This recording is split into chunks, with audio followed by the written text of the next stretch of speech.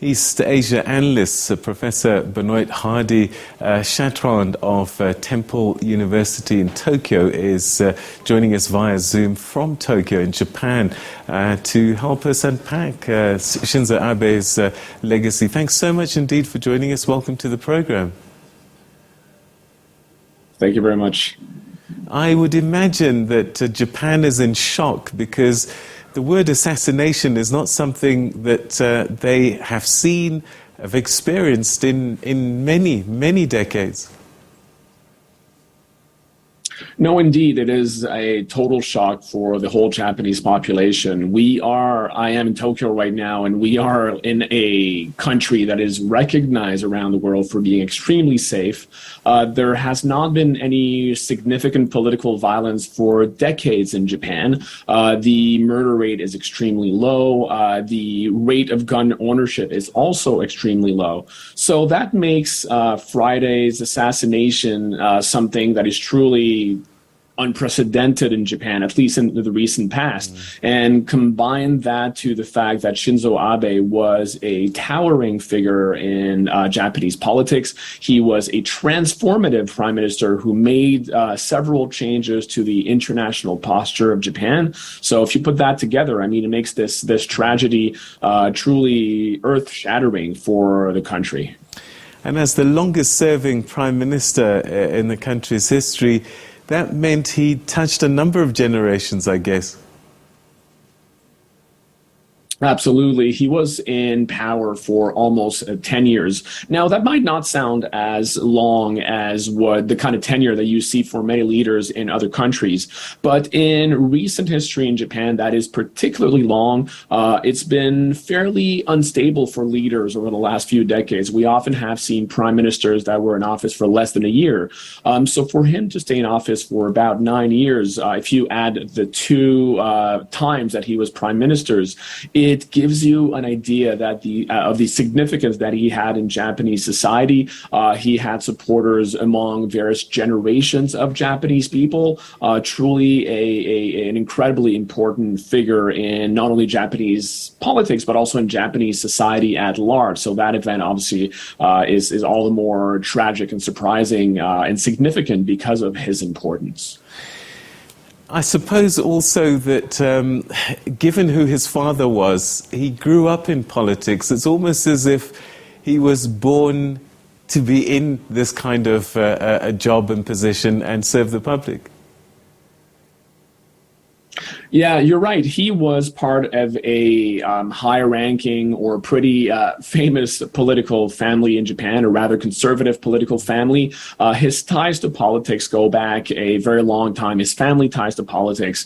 His grandfather was Nobusuke Kishi, who was very involved in the Japanese government during World War II. Before and during World War II, he was even his grandfather was even indicted as a war criminal after World War II, and then subsequently rehabilitated and became a prime minister in Japan after the war. So, and his father as well, as you mentioned. So this is something that runs through the family. He had always had an inclination toward public service. So that is not particularly, I mean, he was meant to that role in a way, given his family's past, and he was fairly successful, more successful than many of his other politicians' family in his family, as a matter of fact. He's going down as a skilled politician. What do you think he did well? There's on the one hand his ability to forge good international relations, and on the other, people talk about Abe economics. Absolutely. So there are many things that he can be credited for during his record-breaking tenure in office. I think one of the things that people will remember him for, one of the things on which he was most successful at, would be the diplomatic relations of Japan. So he was very focused during his time in office he was focused to make Japan a more consequential actor, a more significant actor, not only in Asia, Asia, but also on the world stage. And he succeeded at that.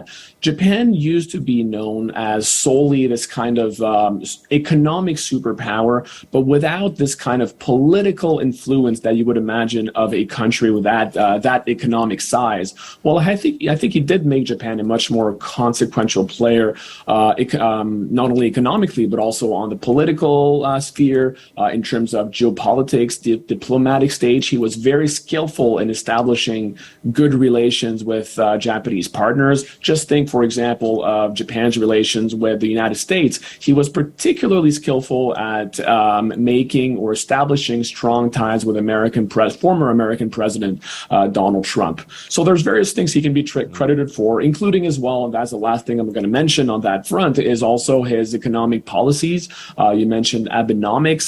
He managed to take Japan out of 2 decades of economic stagnation, which was something that he was very keen to do, given 2 lost decades, as people know this period here. Yeah, I mean, a lot of what he did was quite radical at the time, quantitative easing, which was become a norm, but these were things that he was doing very radically. Let's talk about the last years. I mean, the Olympics was meant to be the centerpiece, I guess, in bringing Japan back to greatness, and COVID-19 really sort of made a hash of that in some degree, because it was supposed to bring some great prosperity. I suppose this would be one of the disappointments of his last years. Absolutely. I think the Tokyo Olympics, which were supposed to be held in 2020, ended up being held in 2021, of course. Within the context of the pandemic, that would be one of the aspects on which Shinzo Abe faced the most criticism. At the beginning of the pandemic in 2020, Japan did not take very harsh measures for example, there was no lockdown in Tokyo. The Japanese constitution forbids or prohibits the government from imposing these kinds of lockdowns. So at the beginning of the pandemic, he faced a lot of criticisms. The cases were mounting, the number of infections were mounting. It is true that there were, in terms of the death rate during the pandemic, it has been fairly low. Now we consider Japan to be one of the countries that has fared the best within the world during the pandemic. But it is true that at the beginning in 2020, there was quite a lot of criticism, and that could be seen indeed as one of the aspects or one of the poorest performances within his tenure in office. So Japanese people then, are they divided about whether he was a good guy or a not so good guy? What's your reflection on Japanese feeling? Yeah, I think the outpouring of emotions that we have seen today in Japan, it has really caught everybody, of course, by surprise. I've got a lot of comments, a lot of texts today from my Japanese friends. This has truly created a lot of shock in the Japanese nation. And I think it shows that despite the fact that not everybody agreed with his policies, not everybody agreed with the fact that he was bringing Japan ever so slightly away from its traditional pacifism. I think despite that, a lot of Japanese people respected the man, respected his ideas, respected also his patriotism.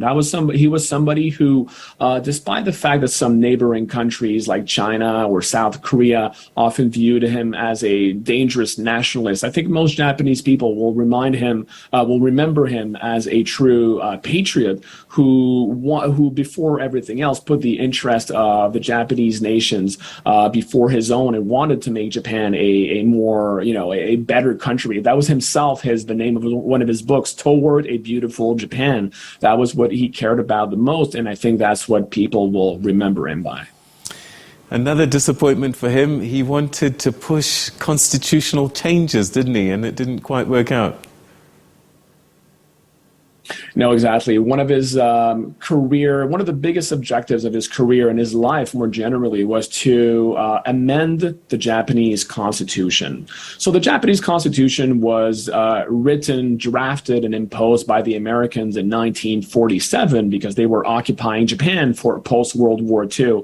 And he had always had this political dream of amending it in order to, for example, among other things, he wanted to make the Constitution in line with the self-defense forces of Japan. The Japanese Constitution prohibits Japan from having an armed forces. So he wanted to amend it in order to make the self-defense forces actually constitutional.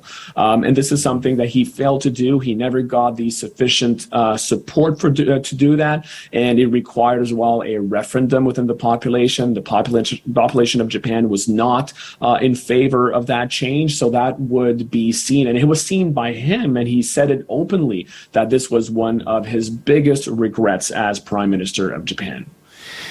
So I guess people are going to now have to think about what Japan looks like going forward. When we put everything together, do you think that he changed Japanese politics significantly in his time? Yeah, I believe he most definitely changed Japanese politics.